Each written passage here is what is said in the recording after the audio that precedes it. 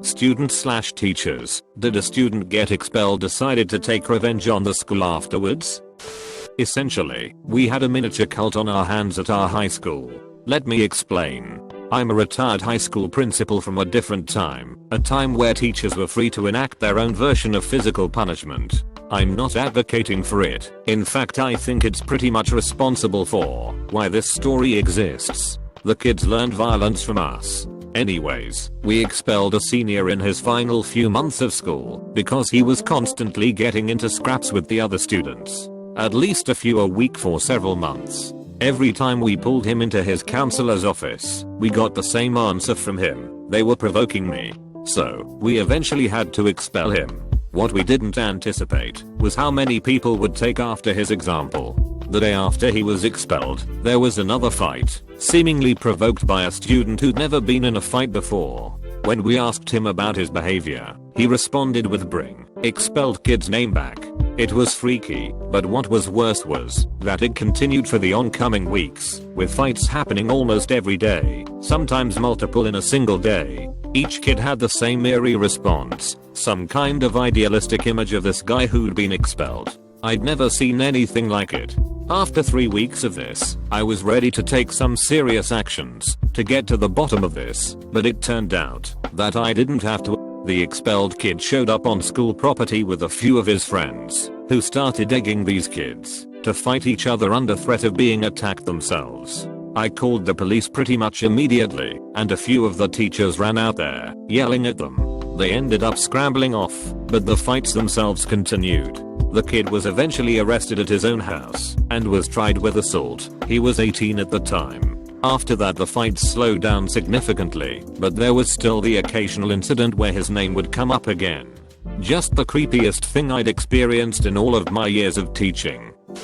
So when I was in middle school there was this kid that decided to smoke weed in the bathroom stall on my hall. Stupidly, the entire school, which was small, reeked in a matter of minutes. As soon as some of our more uppity teachers caught a whiff, they took us all out into the hallway, where they searched through our bags, and, strangest of all, started smelling our hands. They ended up singling out this wiry blonde-haired guy, and dragging him to the front office, where we didn't see him for a long ass time.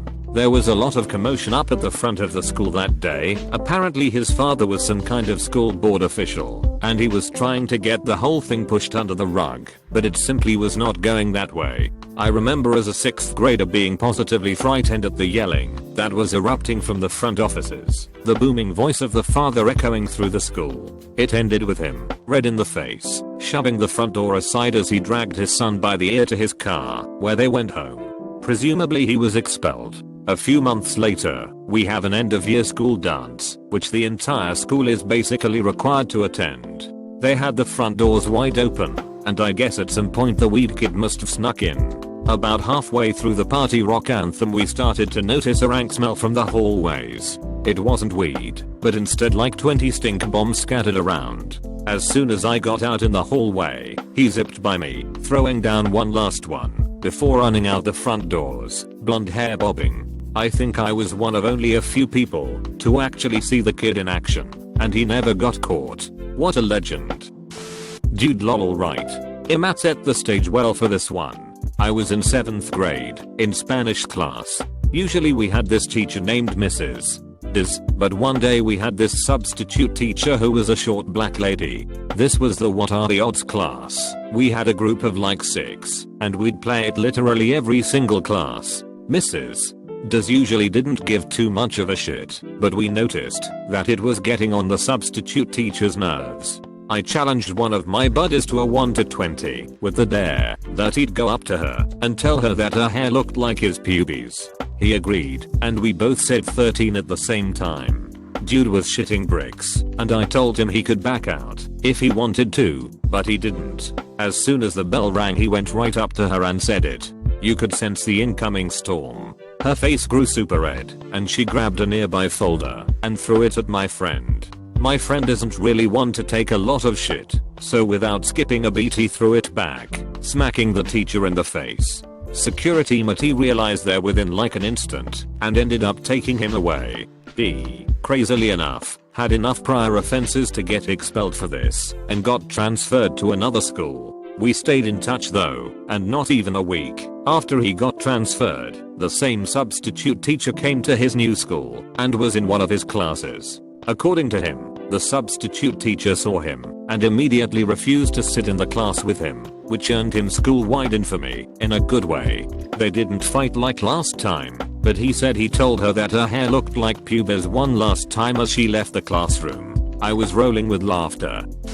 Kind of a long one. I had a student that was suffering from chronic depression and showed up less and less as he went through high school. By his senior year, we'd see him once a month, if that. It culminated enough that eventually he was approaching the limit of school days that a student can miss and still graduate. We'd bring him in with his mother to talk about it and make a plan, and then that plan would go down the drain within a few days. So, people stopped caring. He was expelled due to absences. From what we were told, he went and got his high school diploma from an adult schooling program and then took out a loan to go for a teaching degree. He ended up friending me on Facebook, and to say the recovery he made was incredible would be an understatement. Kid ended up graduating with honors and getting hired to the same school he'd previously been expelled from. Ironically, I was still working there at the time. Another few years passed, and I finally built up the nerve to ask him what had changed, what had caused him to suddenly care about his future. He said something along the lines of having an abusive household, and that getting away from them built him back up. The teaching degree was to ensure that no kid fell by the wayside the same way he had. That year, I decided to retire from teaching, and it was also the year that his career really took off. He ended up getting several awards that year for outstanding merit and dedication, and proceeded to win the same awards for the next 2 years, before being promoted to an administrative position.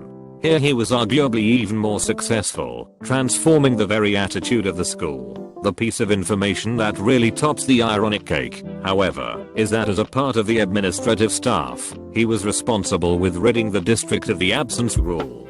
Now, kids could not get expelled for going over a certain number of days.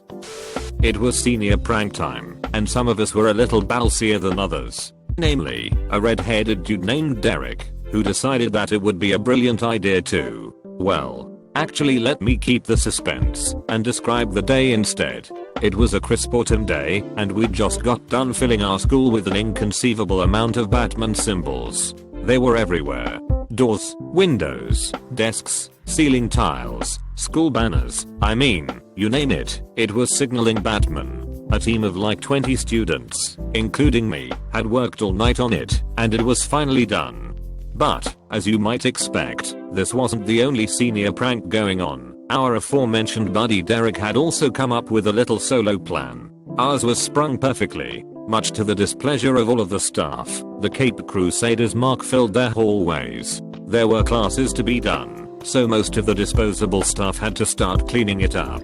Pretty good. Not as good as the time we planted a tree in the middle of our football field, but still pretty good nonetheless. At the end of the day, in homeroom, that's when Derek struck.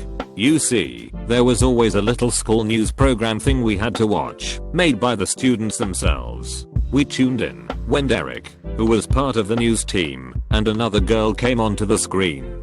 Things went pretty normal until there was announcement for the astronomy club, who were having a big get together to view some kind of comet or something. Well, and I'll never fucking forget this. Derek began to speak and said, and for a special sneak preview, for those who've never gone to the event before, here's a view of the full moon. Before anyone could intervene, he climbed onto the desk and mooned the camera, revealing his ass to the entire school. Pandemonium erupted. Someone grabbed him off the desk as the girl sitting next to him made a horrified face before the feed was cut off. Our classroom plunged into chaos, and I assume the entire rest of the school did too. It took forever to get control of everyone again. I remember hearing that he was expelled and that he'd also been charged with sexual assault. But this story is about revenge, and I'm not even close to done. Derek was none too happy about being expelled, and things were about to get far worse. Things had pretty much settled down by the time he had returned, and oh, he returned alright. Nobody knows how he got in, but in the same vein, that we'd left the Batman symbol everywhere in the school. One day we arrived to see a screenshot of his ass plastered all over the school, in droves. This was a concentrated effort of multiple people, just like ours had been. And Derek, that sly dog, he never got caught for that one, but I'm sure he was responsible. There was no way to link him to it. It could just been any student trying to get a rise out of the staff. Unfortunately, we were on really thin ice after that incident. We had to expel this one child for selling drugs at the bus pickup area after school hours. He was brave enough to do it while the buses were still around one day, and I'm sure he thought he didn't appear suspicious, but he stuck out like a sore thumb. This was in South Carolina, where drugs are an especially bad no-no, so he was tased and arrested almost immediately. Kind of brutal, but whatever. The kid was transferred elsewhere, where he became someone else's drug dealer, no doubt. But he left a present behind for some of the front office staff on his way out. It went unnoticed for several weeks before a strange smell started to permeate through the office. It was found in the attendance counselor's office, in one of desk drawers under a hefty stack of papers. A small plastic bag filled with marijuana, not completely sealed, so over time, the smell began to leak. At first, they suspected the attendance counselor. It wasn't the first time that a teacher had decided to come to our school high. So, naturally, we checked the security cameras. It took hours to find, but we found it. A short chubby boy wearing all black, sneaking into the counselor's office. He'd escaped from his entourage in the front office, with just enough time to slip a baggie in her desk. It was super slick, far more competent than what he tried at the bus loop. Of course, the suspicion was dropped against the attendance counselor, and the police confiscated the drug, probably for their own private use. I never saw that kid again. Hope he's still out there doing stupid shit like that though. I was a junior in high school when a fight broke out in one of my English classes. I have no idea what it was over, and there's a good chance I wouldn't care even if I knew. Girl on girl. So obviously there was a lot of hype. Our teacher, some feeble lady that forced us to call her drive or suffer the consequences of disrespecting your elders, was helpless in the face of 30 students chanting on a fight. There was the usual hair pulling, slightly obscene clothing grabs, and a lot of name calling, but the real problem began when one of the girls took off her flip-flops and began smacking the other girl in the head with it. At this, the girl who was being hit screamed, "Alright bitch, you ain't ever about to wear those again," and proceeded to bite the other girl's left big toe clean off and spit it out onto the tile floor. Then, the screaming commenced. The teacher, who up until that moment had just been cowering in a corner, was actively calling the police. A school security guard separated the two, and the excitement, unfortunately, was over. The girl who bit off the toe got expelled, while the other girl just got hit with a bunch of disciplinary stuff. She wasn't gone forever though. Now, I heard this secondhand, so you'll have to just take my word for it, but I don't really think it's beyond reason. Apparently the girl cornered the -1 toe girl after school one day, demanding the big toe on her other foot too. She was a fucking psycho. They fought again, and this time the girl with the missing toe won. By some miracle, she ended up only losing a single toe that day, and the infamous toe biting psycho was never seen again.